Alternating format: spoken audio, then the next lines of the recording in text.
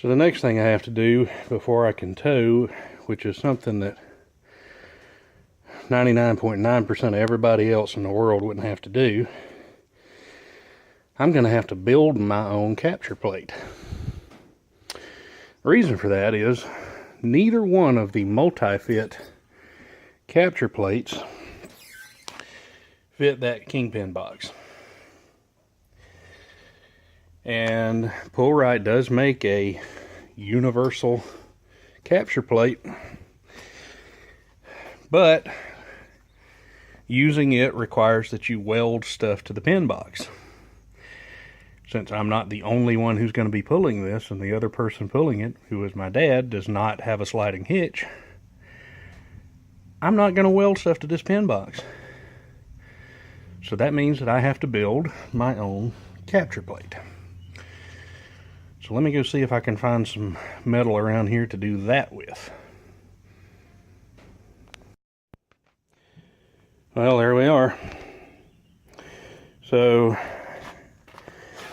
I cut the welds to get this little hoop off, and it was too wide. That was the main part. It was also too far back.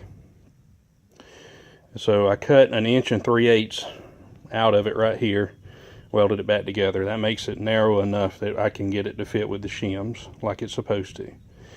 Then I went and bolted the plate up to the trailer, measured where my hoop needed to be, and it ended up needing to be right where the metal was bent. It was perfect.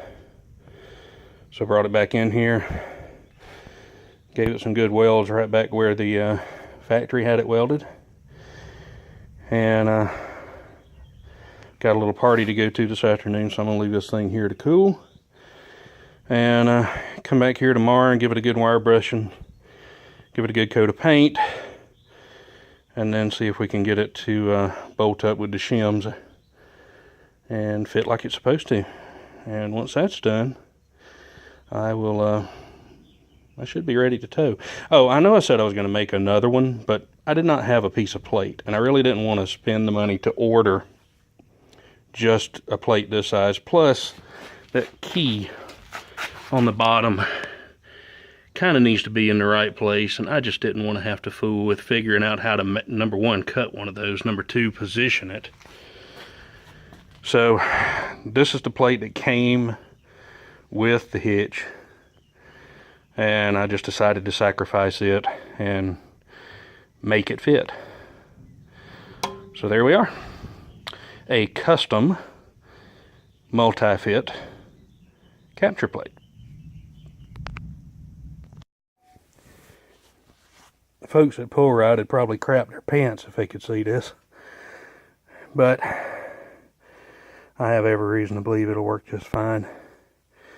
So we got that loop welded back on there, spaced out just right. I'm gonna give it a good coat of black paint, and then once the paint dries, I can take it back over there to the trailer and see about setting the shims. Once the shims are set, that's it.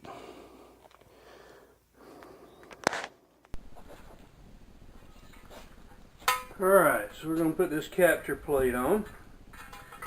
So it's got this set screw bolt on the back to lock it up. First thing,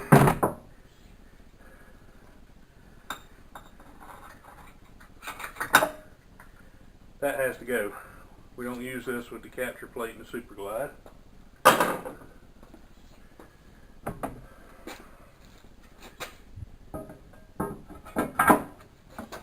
Alright. And I've already adjusted my capture plate with the shims. It actually came out pretty good. I ended up using one extra small shim on one side, which is within limits.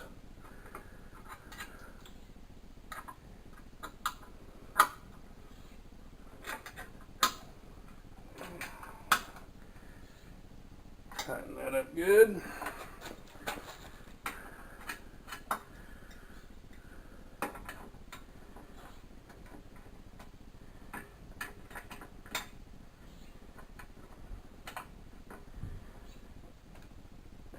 Tighten up the jam nut. And we got the capture plate. So now we'll hook up.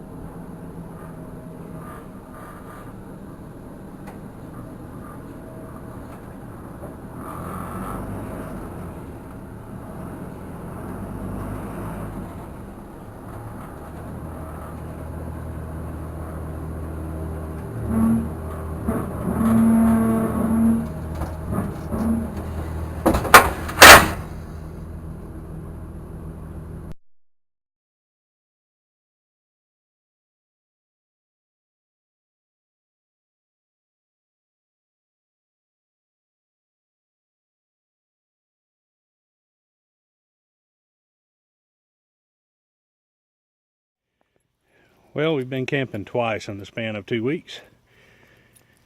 Had the camper sitting here at the house for last week, just getting it cleaned up and ready to put under the shelter into storage for a little while. So now we're going to hook it up and take it back, and figured I'd get some video of the motion of the SuperGlide hitch. I had misplaced my little GoPro type camera, but I found it, so let's see if we can get hooked up and get some video of this thing and how it works. Well, the GoPro battery's dead, but that right there is why you need the sliding hitch. See up in there, it's sliding. And the further I turn, the further back it slides. It's up here at the front when I'm pulling straight. As I turn, it moves to the back. But I could not pull this trailer with this truck without that sliding hitch. So that's why you need it.